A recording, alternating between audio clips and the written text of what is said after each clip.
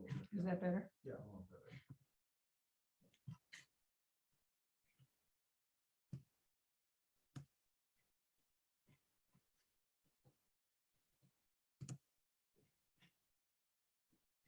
Okay, we're recording.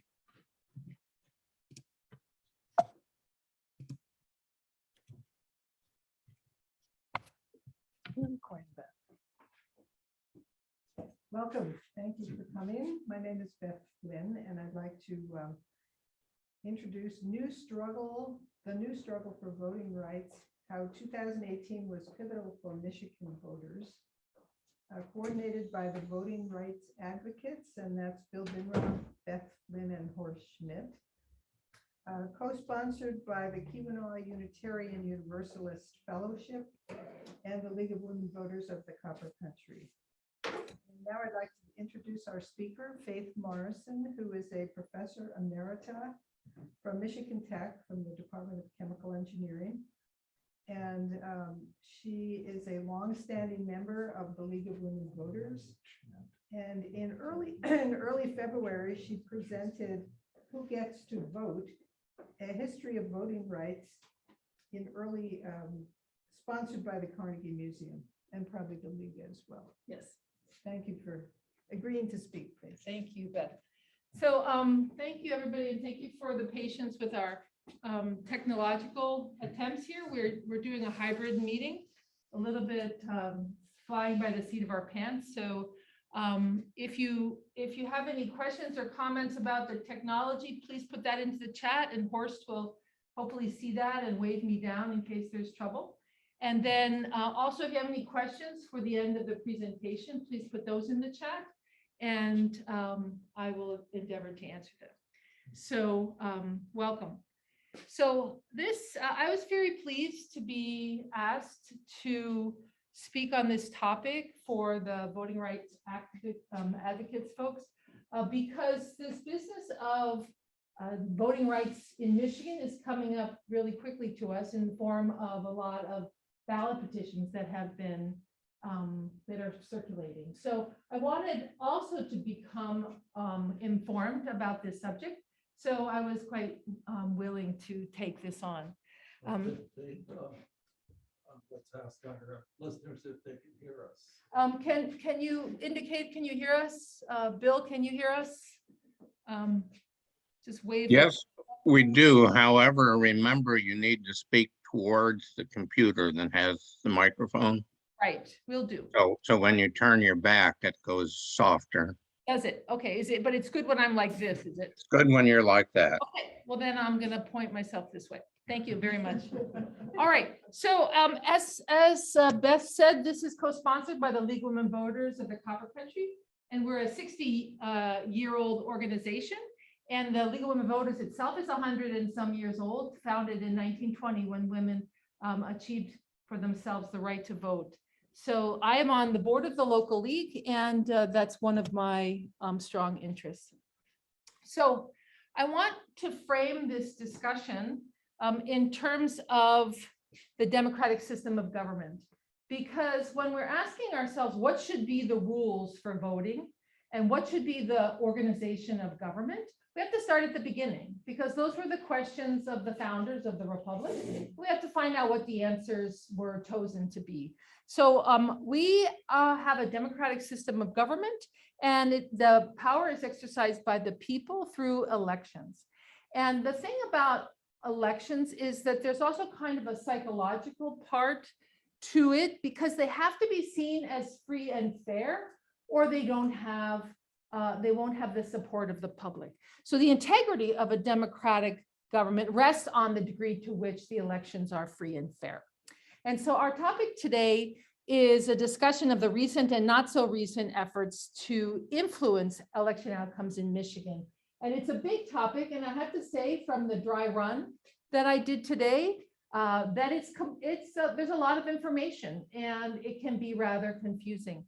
So I did my best to try to organize this, and I would be happy to answer questions in case I don't succeed in conveying it properly to you. So in November 2022, the voters of the state of Michigan are going to be asked to weigh in on 17 voter-initiated ballot propositions, 17. So there are 6 state constitutional amendments and 11 initiations of legislation. That's a Michigan thing. So if you're watching and you're not from Michigan, that may not be relevant to you. And you may find that confusing, but that'll also come out in the discussion about how election rules vary from state to state. So I have their names listed here, but I'll talk about them at different times during the talk. So the thing is I said that they may be voting on these because it really isn't set yet. In Michigan, you submit petitions to the Board of Canvassers, and then you must achieve the appropriate number of signatures. And some of those ballot propositions are further along in the process than others. So it's not clear that they all will, but they're all been announced, and there are people circulating many of these petitions, right? So I asked myself, what's going on? Why so many of these ballot propositions? And I think we all kind of know the answer to that. There have been some contentious elections in the last little bit. And so here are some data from the League of Women Voters of Michigan. In 2016 and 17, Michigan had close presidential elections, very close in 2016, only Trump winning by 11,000 votes, and Biden won by 155,000, also a very small number really in 2020. In 2020, however, despite having an order of magnitude more of difference in votes, there was widespread allegations of fraud and that the election was unfair, although it was asserted that it was only the presidential election that was actually subject to this fraud. So nevertheless, there were multiple audits, 250 audits, court cases, and a report by the Michigan Senate Oversight Committee that's chaired by our local state senator, Ed McBroom. And they affirmed that the evidence did not show there was widespread fraud and the elections were duly certified. So they were still very exceptional elections. So the turnout in 2020 was higher than in 2016 by more than 500,000 voters, by 652,000 voters. And especially in some counties that are listed on this slide. And then the absentee ballot response was enormous. There were 3.3 million ballots cast in 2020, and 2/3 of them were by absentee. Now, of course, 2020, that rings a bell. I mean, that was our COVID year. And so there was a darn good reason for a lot of absentee ballot voting. But there was also, remember that no reason absentee ballot is a way for people who are finding it inconvenient to vote to be able to vote. So if you have to work on election day, or you have to be out of town on election day, or there are long lines at your voting station on election day, the absentee ballot is a good solution to that. Well, 2/3 of the votes were cast by absentee. So that's a partial answer to what's going on, but there's a lot more to this, and that's what we're going to talk about this evening. So here's my outline. I'm going to start with the basics. I'm going to talk about things that we learned in school. What's our system for governing? And I'm going to talk about how our voting process works, which is more complicated than it seems even when you're doing it. But I'm also going to ask the key question of how well does our system of voting work? And that will lead me to this question: what besides voter preferences? We assume that elections outcomes are due to voter preferences, but what besides voter preferences determines outcomes? And there's going to be, in my discussion, 2 important things: who can vote and the issue of gerrymandering. So I'll explain that. And then I will return to this question of these ballot proposals. There were ballot proposals in 2018. They're in the title of my talk, and I'll describe what they are and what their impact was. And then there are the new ones that I've already mentioned, the 2022, and we'll pull those all together and then take your questions. So I am not going to tell you how to vote on the ballot proposals. I am going to be strictly nonpartisan in that regard. That will depend on the decisions that you as a voter have to make. And that's going to be closer to my takeaway from this message, from this discussion, is that it's so important to be aware of the issues and what's going on so that those votes can be taken. I'm going to be providing historical context. I'm going to be encouraging discussion in the electorate, and I'm going to do, which is one of the slogans of the League of Women Voters, I'm going to try to make democracy work by this educational effort. All right, so we're starting at the beginning. We're going to start with, what is our system? And I'm going to answer it at a very high level. The governing power, we all learned this, the governing power originates in the people in our system. It originates in the hands of the voters, and then we delegate that to representatives. And by representatives, I don't just mean the House of Representatives, I mean the president, the vice president, people who represent individual voters. So we're not a direct democracy, we are a republic. Those representatives are chosen through a process. It's not the only process. It's a chosen process, and it has changed over the years. Those representatives create laws. The laws and all of these pieces of how it all works form the system that is then recorded in the Constitution and other places. So voters decide how the power is distributed. And this issue of a government for the people, by the people, that Lincoln spoke of in the Gettysburg Address is a very eloquent way of describing what our system is. So here it is in kind of bullet point form. We are a constitutional republic. We use elections to govern. In Michigan, we actually do use direct voting. Direct voting is how ballot proposals are decided in Michigan. And so direct voting is not irrelevant. But far more often, we use elected representatives to govern. We elect executives, the president, the vice president, the governor, the mayor, our sheriff. We elect legislators, both at the United States government level, but also at the state level. And in Michigan, we elect some judges. And the system that describes all this and has resulted after various changes is enshrined in the Constitution of the United States, the Constitution of Michigan, and various local constitutions or charters, and then the case law that's been used to interpret all of that. So I'm just summarizing how important, frankly, elections are and how important these choosing of the representatives are. Because you have the people, but then the people funnel through the representatives, and that is then where the power operates in our system. In this issue of the design of our system is embedded this issue of gerrymandering, because in the case of the US Congress and the Michigan State House, we use districts to funnel the people's votes through the districts and then to decide who the representatives will be. So I'm saying in my framing here, hold that thought, that this issue of choosing the districts is a very strong impact on how our system works.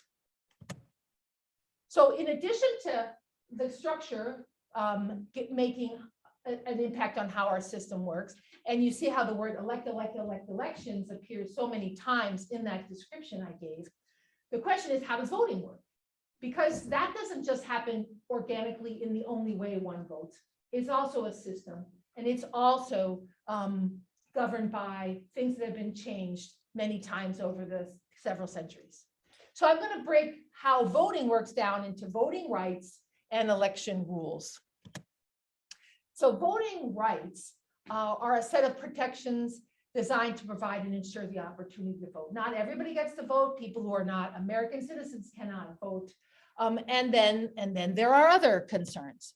Okay, so I gave an entire talk about voting rights in the US, tracing it from the beginning and talking about these things. And I invite you to my YouTube channel, Dr. Morrison MTU, to see that presentation so that if you want to go right into it, it's all there.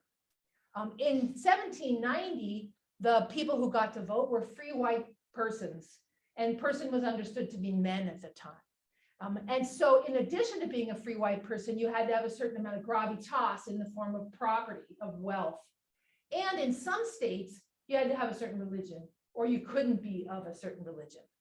And so we had a very discriminatory start to the idea of giving out voting rights, but we made progress.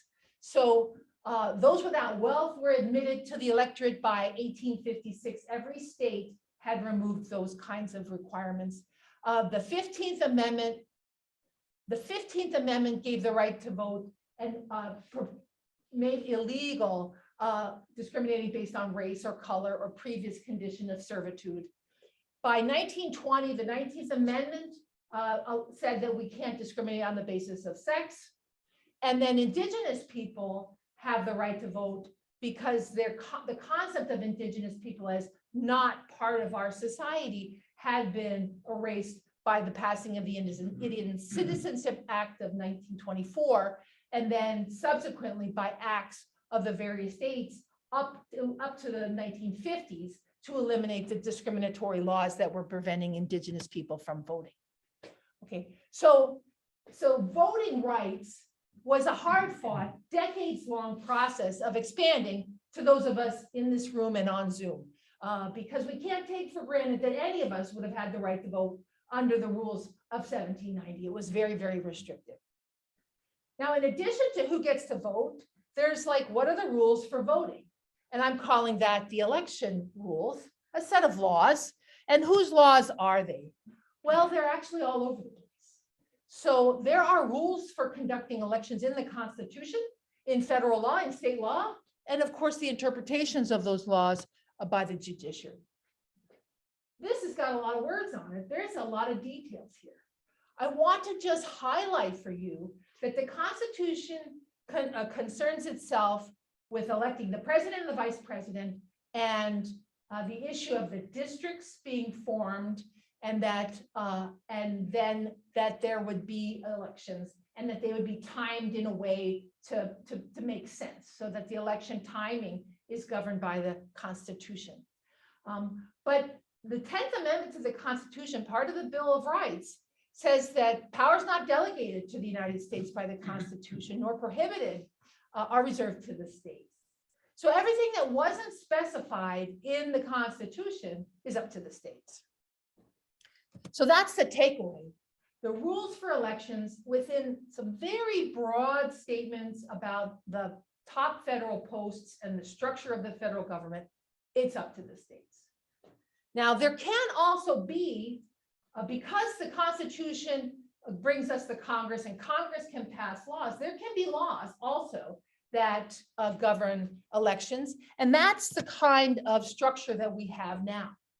So looking at just Michigan and the election officials manual, we find a large number of federal and state laws that impact how those that are actually conducting elections in Michigan, the rules they have to follow.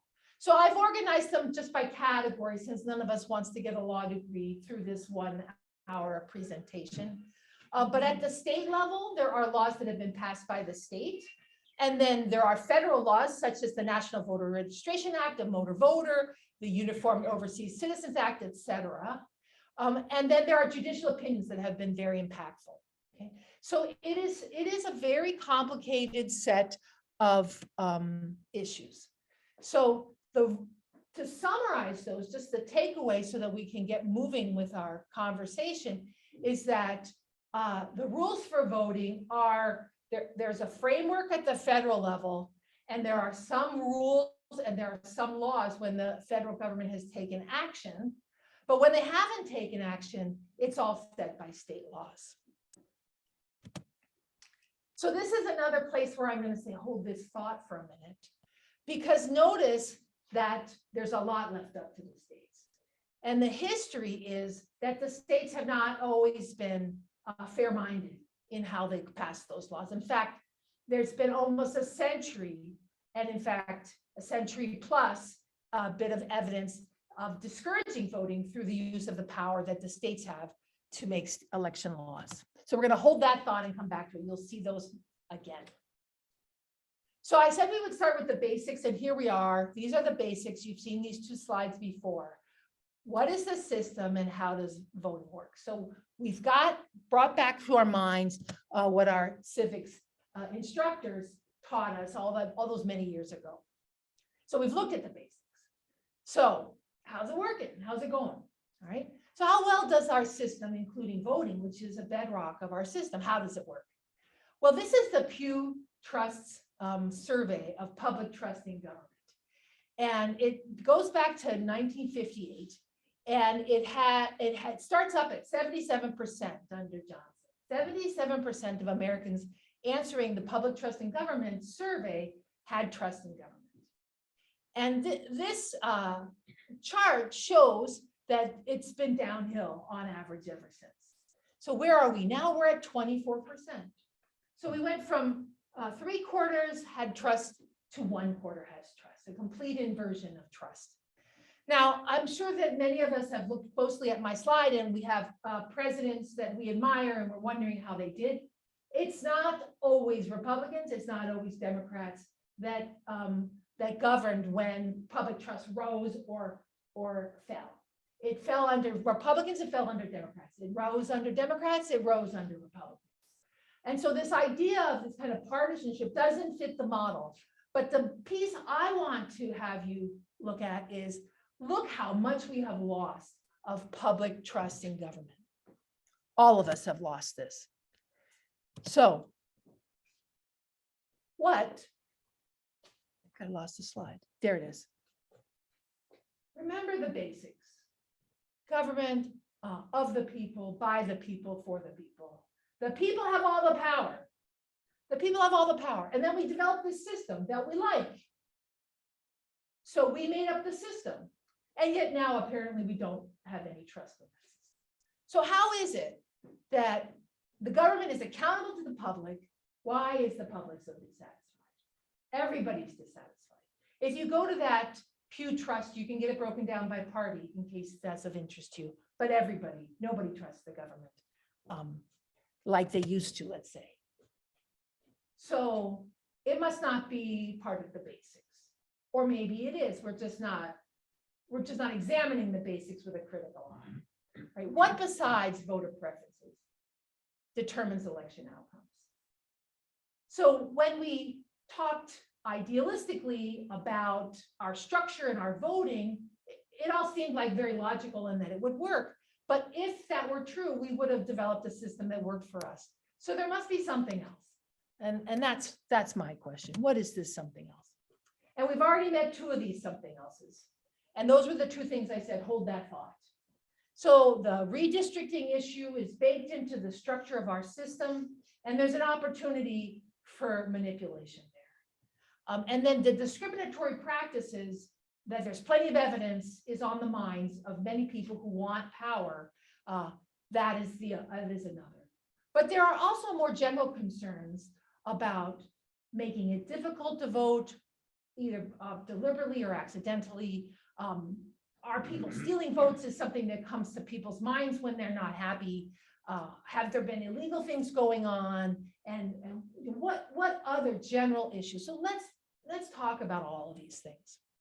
But let's start with this voter qualification piece, because 100 years, more than 100 years, is a very depressing situation. So I asked the question, what does it look like when a group tries to influence who can vote to some sort of an outcome? And it's things like the poll tax or grandfather clause, literacy tests, making it physically hard to vote. It's actually a long list. We're going to see this list several times.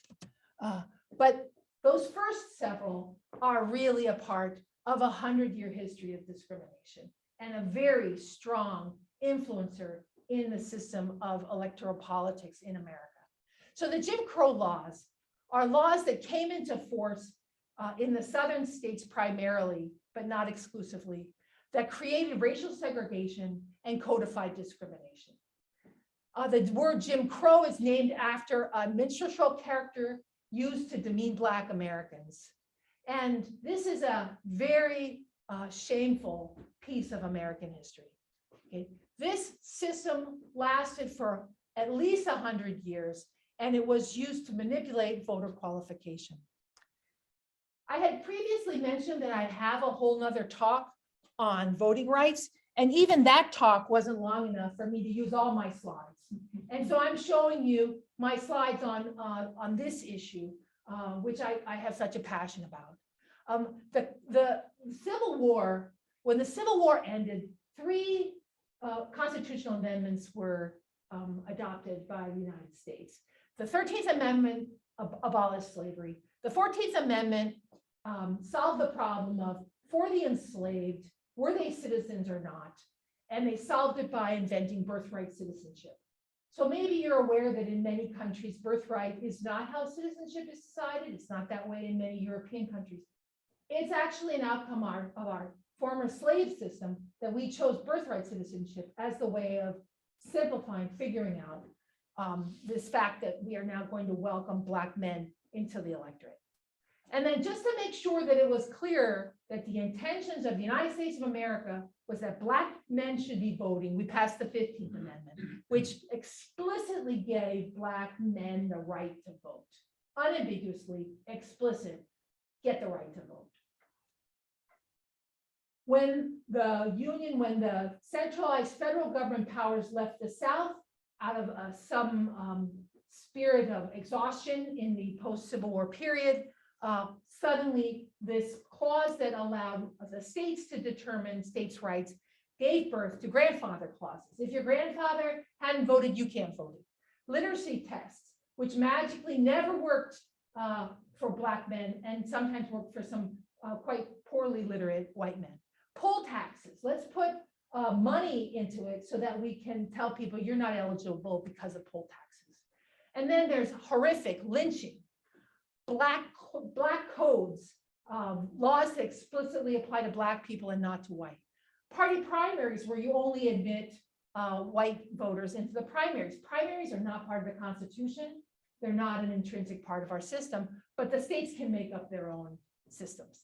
Residency, property restrictions, criminalizing things that they could find and accuse Black people of, because the amendments included you were allowed to discriminate against the voting rights of convicted criminals. So let's find things Black people are doing and criminalize that. So Black men, newly emancipated, doing what we would call day labor type work, congregating to be waited to be hired, that was criminalized. Convict leasing was a way of buying Black men's work back into essentially a legalized slavery. And then anti-enticement laws, it was illegal you couldn't have a wage competition. A Black worker couldn't say, I'm quitting, this place is discriminatory, I'm going to work for this guy, because that was illegal for the white employer to do. It was a terrible, unjust system, okay? Why was it so darn successful? There were those 3 amendments. The federal government is in fact in charge. Why was there more than a century of Jim Crow until the Civil Rights Act of 1965? And the answer is the 3/5 compromise. Because in the Constitution of 1790, we had a difficulty come to consensus about how to count people because of slavery. And the 3/5 compromise said we would count those people who are not free by 3/5 of a person. This allowed the South, the former slave owning states, to have extra population heft. And then when we eliminated slavery, they retained that extra population heft. They retained that extra influence, okay? And that extra influence was amplified by those Jim Crow laws. So the vote that was given to Black men increased the numbers of Black men went from being 3/5 to 5/5, but they weren't permitted to vote. And so the extra voting power went to those who were discriminating against them. It was not a small number of people. I think people don't know these 2 statistics I put at the bottom of my slide. In 1860, there were 3 states that were majority Black. 3 states, South Carolina, Mississippi, and Louisiana, more Black people than white people. And so when you think of elections and majority rules, that was clearly not reflected for 100 years. 4 more states were 40% Black. So there were many Black American citizens given their civil rights after the Civil War and denied their right to full citizenship and electoral power. So when did that come to an end? Well, it basically came to an end in 1965 with the Voting Rights Act in 1965, which said that all that stuff was illegal. But it also had a strong enforcement arm to the Voting Rights Act of 1965. If states were shown to be in violation of these sorts of principles, they couldn't change their voting laws to be discriminatory. That enforcement clause was eviscerated in 2013 in Shelby County versus Holder, in which our 2013 Supreme Court decided that things had gotten so much better in America that the specific language of the 1965 Voting Rights Act needed to be updated. And that's the Voting Rights Act you've been hearing about that we've been struggling to update and have not updated. So instead of updating the Voting Rights Act, what have we been busy doing? Actually inventing different ways to decide who gets to vote. But I get a little bit ahead of myself. Let me catch up this list of what does it look like when a group tries to influence who can vote. My first three items were the poll tax, the grandfather clause, and the literacy tests. And those went in the dustbin between 1964 and 1970, thanks to the Voting Rights Act of 1964, and thanks to amendments. There was a 24th Amendment to the Constitution that explicitly outlaws the poll tax. It cannot come back. And so there have been acts and Supreme Court findings that have gotten rid of those first three items. So that's something.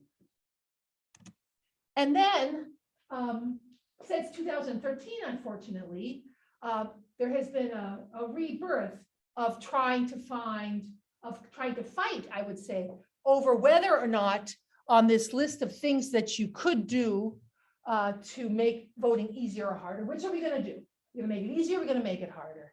And in Michigan, and getting to our main topic, we addressed this in the state of Michigan in 2018 through Proposal 3. So Proposal 3, which passed with 2/3 of the electoral voting yes, took aim at some of these problems in who gets a chance to vote and put it into the Constitution of Michigan. So the details I can share with you. It's complicated, but I have this list I've been keeping track of, and the ones at the top were things that I already took off, the things that were made illegal by federal law. But in Michigan, we already had some things. We had drop boxes. We had affidavit pathway to voting. We had various types of rules.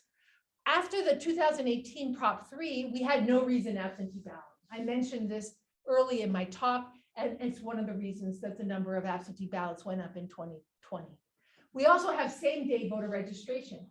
So voter registration, when you're used to it, sounds like a very neutral, good idea. Make sure you know who the voters are, but it serves as a way of keeping people from voting because they have to find a way to follow a process. And every bit of a process like that adds a little bit of stickiness that makes it more difficult to vote. So again, in 2018, the ones that are in green were added, including straight party tickets. So what's happened since 2018, which was just a few years ago, is there have been a number of bills that have been debated and in some cases passed, but not enacted in Michigan, trying to go in the opposite direction.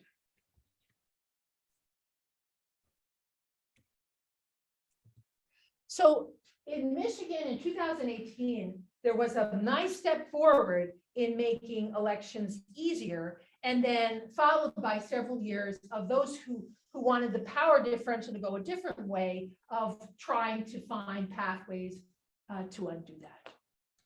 So I'm going to come back to that, but I'm going to go to the second box of the other piece of 2018, which is related to gerrymandering. And this gerrymandering is an issue that comes up when we look at, rather than trying to constrain who can vote, we look at the process, the system. And remember, we did the basics. The people have the power, but it has to funnel up through a system. And the system we have is legislative and state house districts. And that's where we have the opportunity for gerrymandering. There's a few other items on my list, but I'm running out of time. I'm just going to talk about gerrymandering because that gets us to the 2018 Prop 2. So gerrymandering is the manipulating of the boundaries of a constituency to favor some group. It's named after Governor Elbridge Gerry of Massachusetts, and it goes back to the beginning of the Republic. So it has always been seen as an opportunity. It used to be hard to do. It used to be hard to do without everybody seeing what you're doing. But with computers and databases, and social media, we're now able to figure out who you are. And it's much easier to shape the districts into districts that are in your favor. Racial gerrymandering is illegal, and that's again thanks to those post-civil rights amendments.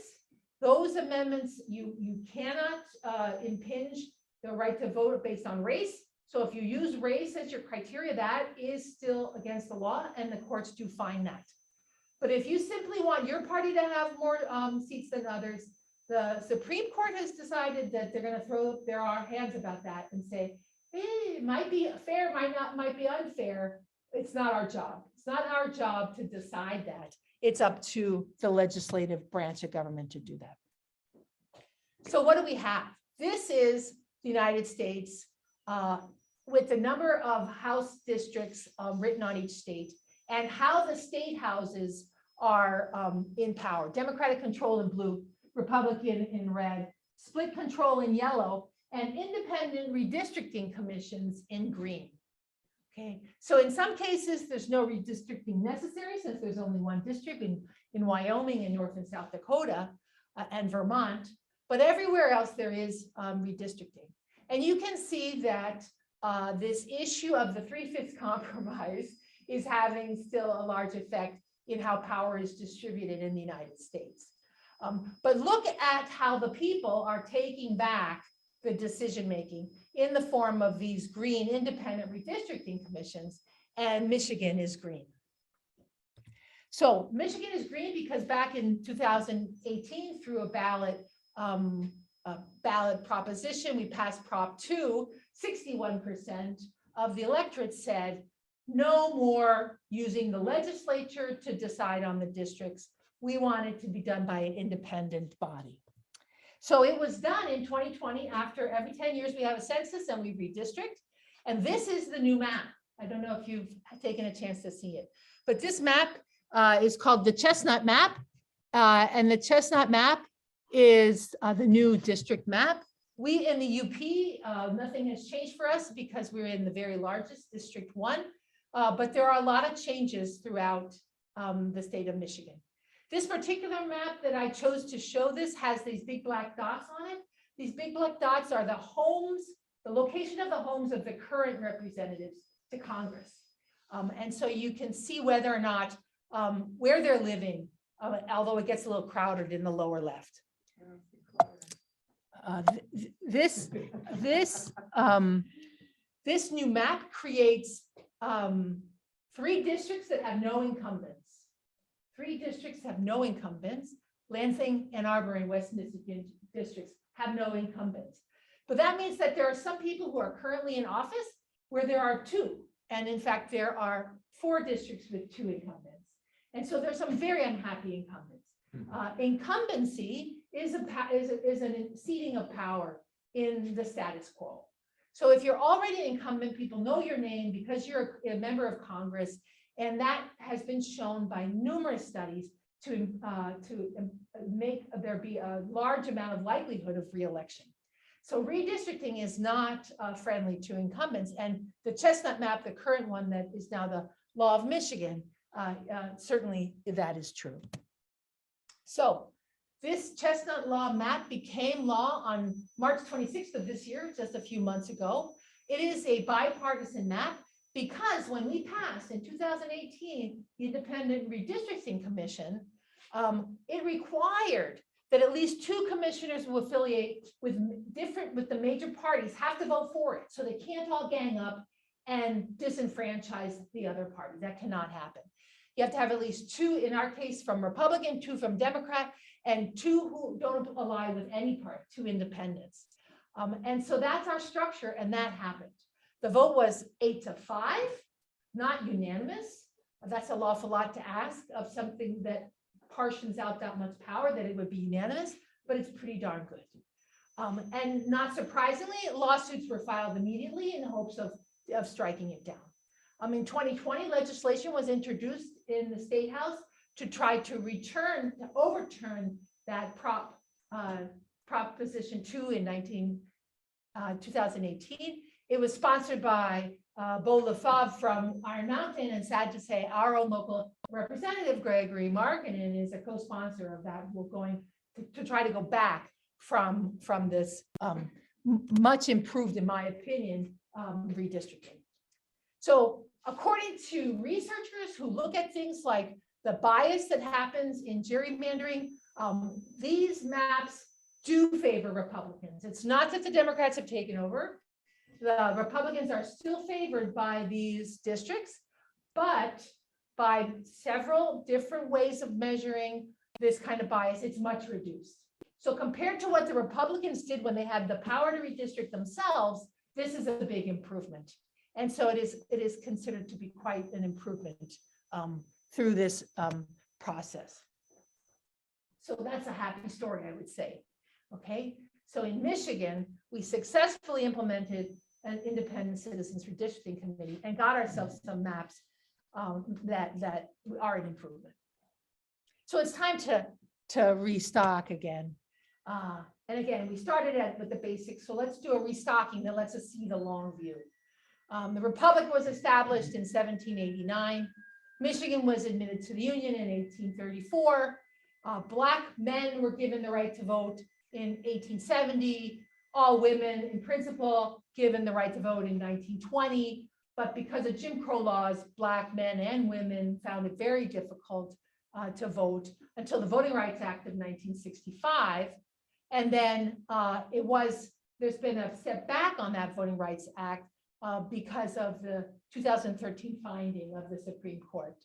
So the turn of the tide, I would say, is 2018 in Michigan, because we passed the voting rights, 2 propositions, one that addressed gerrymandering, and the story I've just said, it says it's a positive outcome. And the second was the provisions that made it more likely for people to be able to vote. Okay, so it's not over though, because the gerrymandered districts are still actually under legal review, even though they're not going to be changed for our elections this fall. And now we get to this issue of the 2022 ballots. So this is a list of the 2022 ballot initiatives that I started my talk with, that there are 6 Michigan constitutional amendments that have ballot proposals. And there are 11 initiations of legislation that have ballot proposals in the works. And they're on lots of topics. And so I'm going to limit my talking to the ones that have something to do with elections, which are these in red. Okay, so it's still a lot of ballot initiatives. So what are people trying to do in Michigan in 2022 with these ballot initiatives? Okay, and what should we do as voters? How do we decide which petitions to sign? And how do we decide which petitions to vote for? And I'm going to make the case that those are 2 different questions. Okay, so there are 2 different questions, because in Michigan, and again, for those of you who are not from Michigan, this is could possibly not your law, but in Michigan, if you have a petition either for a constitution, I'm not sure about the constitutional amendment, but certainly for the petition for initiation of legislation, if you get enough signatures as required by law, and there's some details there, the legislature, if they like the law that you just petitioned for, can vote it into law. And when I first heard this rule, I thought, well, that's not a problem. That's okay. That's just voting into law. Then it goes to the governor. Governor can sign or veto, and then it's a law. It's a regular kind of law. But actually, that's not the case. Under the ballot petition initiation of legislation system in Michigan, if you get enough signatures to have the ballot put on the ballot, the legislature can adopt it. The governor has no role, and it becomes law. And the problem with the governor having no role is going back to our idealistic ideas of how do we decide to delegate or use representation, is the governor is elected statewide. And so the governor's role in signing or vetoing legislation is to bring in the entire state and not just a majority of the legislature. So in Michigan, our ballot proposition system has the way of circumventing the governor as one of the options. So if you sign a petition with your thought process being, I'm really busy, I'm grocery shopping, somebody has asked me to sign a petition, I certainly don't have time to figure out whether I'm in favor of this or not, but what the heck, where's the harm? I'm signing, let's take it to the voters. When we all have time to think about it, we'll make the vote that we want. That's not good logic in Michigan, because if it gets the right number of signatures, and if it goes to the legislature and they want to adopt it, it's going to be the law. It will not be voted on by the entire constituency of Michigan, and it will not be subject to the governor's input. So we have to think hard about even signing our ballots. So on our summary here of this background, the kind of things that are in these ballot proposals in 2022 include doing more of Prop 3 type things and going back to what we had before Prop 3. They're both on the ballot. They're both in the petitions. There's a petition to get rid of that clause I just described to you about making laws through the legislative action on signed ballots. There's a petition for that. There are also petitions on ranked choice voting, on term limits. I'll talk a little bit. And then also on the issue of the Electoral College through the National Popular Vote. That is something that is being addressed through ballot petitions. So back to this question, which petitions to sign, which petitions to vote for, I'm going to say it depends. And I'm going to shift gears now. I'm not going to be an advocate for most of these, for or against most of these petitions, but just to say, we ought to know what the question is. What's the issue? If you want to vote yes on the one that advances the Prop 3 elections, it depends on how you'll probably come to that decision depending on how you feel about making voting easy. If you feel that making voting easier is a safe thing to do, you're probably in favor of that one. If you're in favor of making things harder again, you're probably thinking voting is too loose right now. I want to make it harder. If you want to get rid of that clause I just described, it depends on how you feel about things like the influence of the legislature, influence of the courts, the influence of the governor. Those are the kind of questions that you have to be asking yourself. If ranked choice voting, it's not going to come up in this election, but it may come up in the future. That's an issue of going back again to the basics of, are we satisfied with elections where somebody wins with 25% of the vote? I mean, how can that happen? Well, if there's 6 or 7 candidates and they split the votes, somebody can win with 25% of the votes or 30% of the votes. You don't have to there's nothing mandatory about majority ruling if you have the kind of elections Americans have where multiple people can run. That can be fixed with ranked choice voting where you rank the people that you might want.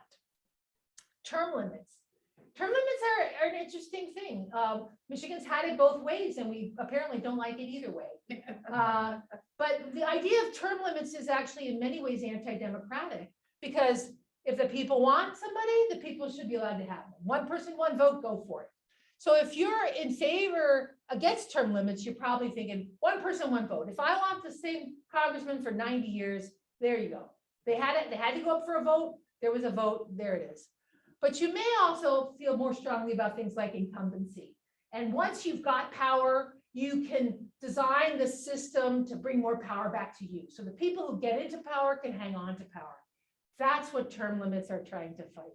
So whether you're for or against term limits depends on how you feel about those two pieces. And then aligning Michigan with the National Popular Vote movement is a movement to try to get rid of the Electoral College without going into the Constitution and getting rid of the Electoral College. It's saying that states, as many states have already signed on to this, states are putting into their laws that whoever wins the national public vote, that's who will get all of their electoral votes. And that's a way of making one person, one vote again. And so, again, you're either in favor or against that, depending on how you feel about that issue. And here's the one case that I'm not going to be neutral. There are petitions about denying the legitimacy of the 2020 elections. And this has been investigated. There have been 250 audits, numerous court cases, and Republican McBroom chaired a Senate investigation, and you can find his defense of the actions of his committee. You can find his committee report online. There is not a case to be made that we need a do-over for 2020. And so I'm going to say that that should not be revisited. So these are the actual petitions. These are their names, and I'm summarizing the kinds of things that they are calling for. I have to tell you that I've left a lot out trying to make this slide simple because there's more to it than my short half of a line. And so you really have to look into the details. But on average, what I've said is what they're about. And so if you want to sign a petition, or if you want to vote for a petition, you're going to want to, first of all, let's wait and see which, well, for signing, you have to take a close look when you're asked to sign. But then for voting, we'll have to see which ones actually meet the criteria to be on the ballot this fall. All right, so running out of time, and I've just got about enough time for the summary. I've got several slides here where I'd like to end on a note of a certain amount of idealism and to endorse democracy, but it's not democracy without effort, all right? So the government, as I said from the beginning, when I talked about the basics, is that we do not have a direct democracy. And a direct democracy there's not a lot of people advocating for such a thing for a national level.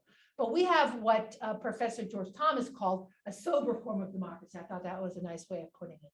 That the idea of our representational democracy is that we will use representation to filter the votes of the wide numbers of voters into our governing system. But we will take that power and separate it. We all have all heard of these things in our classes. We will have checks and balances so that there are overlapping issues like passing the legislation in the governor having a say. We have these checks and balances. But then fundamentally, we also care about the minority, those who are not in the majority, that there are some individual rights that are enshrined in our system as well. And so it's worth saving, but it's also worth tuning up a little bit. So here's my summary. We have a representational democracy. The people have to be engaged and stay engaged, because the only thing necessary for things to go badly is for us all to sit around and act like it's going to do fine without our work. That's simply not the case. We have to be engaged. And so I'm going to start by thanking everybody in the room here and everybody online. Thanks for coming. Thanks for being interested in such a topic because you are engaged. Tell your friends, which I'm sure you all do. But it's an important part of doing the work of being a citizen. The system, the imperfect system was created by people. It's been improved. It needs more improvements. Okay. There have been long periods of time, we have to admit, when we have not lived up to our principles. One person, one vote, we the people. And I went over that. We thankfully are doing better, but denying that we did things in the past in ways that were wrong is not moving us forward. We have to acknowledge that we have not always lived up to our principles. In addition, just in case there weren't enough challenges, there are new challenges. Deliberate misinformation is spreading on social media like wildfire. I mean, I'm sure that in colonial times, they thought that one loudmouth on the street with a pamphlet was a disaster of excess communication, but they had no idea what was coming several hundred years later. And so now people are talking to each other through private channels where we can't even see and know what kind of framings and versions of the truth are floating out there. This is an enormous challenge. It is hard to find reliable sources. No reliable source is ever not in error, never in error. They're never completely error-free, but there are more reliable sources than others, and we have to seek them out. And we also live in a very busy society. We found that out during the pandemic, that when things slowed down, people suddenly realized they had time to think. And now that we go back in our post-pandemic times, we have to realize that we have to make room for our civic duties. And that allows me now to really thank all those people who do work in our civil government. And it's from small positions, township clerks and county clerks and zoning board members and representatives legislature up to those with more and more power in the federal government, et cetera. Thank you. The work that you do does not go unnoticed, and we need it. Don't be angry when we sometimes correct you or say that things need to change, because that's part of the system too. But thank you, thank you, thank you for stepping up and doing those things. We need to know our neighbors. This is what's going to allow us to address some of those issues that were on the previous slide. We need to listen to dissenting voices and not just say that they're different people and we don't need to listen to them. We need to apply our own thoughts. We need to reflect and do our part in this great experiment. Avoid cynicism. Cynicism is our enemy. If we automatically doubt people because of political party or what they look like or where they're from, we're not doing our work as citizens. We're not critically engaging with the facts and doing our part. Okay, we, the people, have more in common with one another than we have things that divide us. And I think we need to start acting like that and putting the work in. So that is what I had to say. So I have an acknowledgement slide here. I want to thank the voting rights advocates who asked me to make this talk. The Keweenaw Unitarian Universalist Fellowship Justice Ministry, who co-hosted, and the League of Voters of the Copper Country, a group of men and women who work locally for voting rights. And of course, Portage Lake District Library is hosting us here in person. And I guess I should thank Zoom for making it possible for invite so many other people in. Bill Fink is a member of the League who did a talk on the ballot proposals, and I was greatly helped by his talk. The League of Voters of Michigan was responsible for several of the slides we saw earlier that had good data on the Michigan elections. And then I didn't have time to talk about the press, but these men and women who go out, attend the meetings, and tell us what happened, without them, we couldn't do this kind of engagement work that is so important. I have, and I'm just reading it into the recording for online, lots of references here at the end of my talk. And I'm going to be posting these slides or a link to these slides on my YouTube channel. So if you want to see where I got some of this material, is here in my reference slides. And so it's a lot. So here's the end. And here I am standing next to our beautiful Portage Canal. And I'd like to, again, thank you for attention, and I'd be happy to answer.